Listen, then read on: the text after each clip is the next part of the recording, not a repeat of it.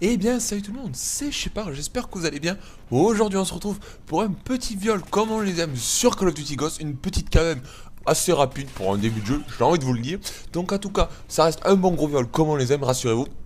Donc bien sûr, si vous aimez me mettre un petit pouce vert, c'est gratuit et pas cher et c'est ce que je préfère. Donc voilà, profitez-en, soyez des fous, n'hésitez pas. Alors, je vais vous le dire tout de suite, le gameplay n'est pas de moi, il est de mon ami Tonio25, tout simplement. Parce que je n'ai pas encore eu le temps de tester le jeu. Tout simplement parce que j'ai eu beaucoup de contrôles la semaine de la sortie, deux dossiers à rendre et j'ai un examen qui approche très bientôt. Autant dire que l'éducation nationale m'a bien pris sur la table, elle m'a bien violé. Du coup, je n'ai tout simplement pas eu le temps de tester le jeu, ce qui me fait d'ailleurs extrêmement chier, je vais pas vous le cacher. Mais sachez-le, je vais quand même rattraper mon retard très rapidement, hein, une fois que mes examens seront terminés. Mais en tout cas, j'ai eu des avis sur ce jeu, des avis positifs et négatifs. On va dire qu'on va un peu débattre dans la vidéo, donc voilà. Alors, d'ailleurs, on va commencer d'abord par les avis positifs parce que c'est toujours bien. Je vais vous dire quand même que ce Call of Duty, quand même, il change un petit peu, hein, franchement, il change un petit peu. Alors après, je vais pas vous le cacher, je vais pas m'étendre 20 ans sur les avis parce que je sais qu'il y a 40 vidéos YouTube sur les avis positifs où tout le monde raconte sa vie. Je vais pas vous le raconter, enfin, pendant 20 ans, mais je tenais quand même à dire que c'est vrai que ce Call of Duty change un peu, c'est bien fait. Franchement, on retrouve plein de trucs sympas, c'est vraiment novateur. Ça change un peu de la routine des Call of Duty où finalement, eh ben, voilà, on dormait un peu parce qu'au final c'était bien, mais c'était un peu là, vraiment très similaire. Donc là, vraiment, ils ont arrêté de se gratter les noix sur la table. Franchement, ils ont fait quelque chose de vraiment novateur. Franchement, un gros bravo à eux, c'est vraiment très sympa. Alors après, pour ce qui est des points négatifs aussi qu'on a pu me dire aussi sur le jeu, c'est le fait qu'il y a très peu de vis. D'ailleurs, j'ai pu le voir apparemment, puisque vraiment on se fait vaporiser et désintégrer comme une espèce de pauvre bouse intersidérale sur le sol très rapidement. Ce qui est vraiment... Alors, un point positif pour certains et un point négatif pour d'autres. J'ai l'impression personnellement qu'on est dans du hardcore Black Ops, comme sur Black Ops 1, on joue à hardcore ou sur Black Ops 2. Vraiment, la vie est très limitée. Alors, ça après ça avantage, ça gênera, d'autres, ça avantagera certains. C'est à vous de voir. En tout cas, dites-moi si ce que vous pensez du jeu, n'hésitez pas. Même si vous avez fait un Scrabble avec votre grand-mère hier soir, ça m'intéressera. Ou si vous avez tapé un match de foot avec votre chien, dites-moi le. Je suis là pour ça, je suis votre psychologue, sachez-le. Donc profitez-en, les commentaires sont là pour ça. Ce que je pourrais vous dire aussi, petit point négatif, sur les killstrikes quand même, parce que les killstrikes au final, ils sont sympas, il y en a pas mal sur l'ensemble, c'est-à-dire en combinant les spécialistes, l'assaut et le soutien.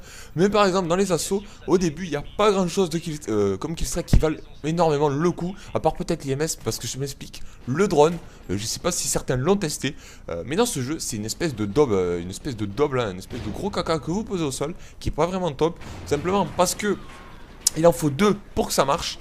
Donc déjà ça incite vraiment de jouer en équipe. Si vous jouez tout seul dans votre équipe au drone, mais vous y jouez pour rien tout simplement, voilà. Et en plus de ça, parce que la moitié des joueurs dans le jeu, même les trois quarts, hein, ont fantôme, du coup vous ne voyez jamais rien. Au final, le radar en gauche, ils auraient pu l'enlever presque en normal, parce qu'il ne sert vraiment pas à grand chose. Je pense que d'ailleurs beaucoup vont être d'accord avec moi. Donc voilà, qu'est-ce que je pourrais vous dire de plus? Ah oui, petit point positif, j'ai trouvé pour les atouts, il y en a quand même beaucoup, hein, quand même des atouts. Là vraiment, je pense qu'ils ont mis limite 2 mois sur les 1 an de développement du jeu, ils ont mis 2-3 mois pour le développement des atouts. Parce que c'est quand même abusé le nombre d'atouts qu'il y a. Il y en a, je sais pas, plus de 30, un truc comme ça. Donc il y en a au moins, j'ai envie de dire, une quinzaine qui ne servent à rien, du style l'atout pour lancer des grenades un peu plus loin ou pour recharger en sprintant, honnêtement. C'est pas des atouts que beaucoup de gens mettent, qui sont vraiment pas très utiles. D'ailleurs, les atouts de la catégorie 1, qui coûtent seulement un point d'atout, sont vraiment aussi utiles qu'un pansement sur une jambe de bois, comme je dis à chaque fois. Ils sont vraiment pas très utiles, mais bon, ils sont là, on peut quand même s'en servir. C'est fun, même si ça sert à rien. Donc voilà. Ça c'est dit. Qu'est-ce que je pourrais vous dire de plus? Oui, les maps. Alors là, les maps, je pense que vous allez être d'accord avec moi. Mais pour ce qui est des maps, je les trouve quand même un peu trop grandes quand même. Ils auraient pas dû enlever de la guerre terrestre, c'est-à-dire le mode à 9 contre 9. Parce que là, vraiment, c'est beaucoup trop grand quand même. Je pense que vous allez être d'accord avec moi. Pour des maps à 6 contre 6, certaines sont vraiment trop grandes. Je sais pas si vous avez connu Westland de MW2, mais vraiment, des fois, mais on se fait chier.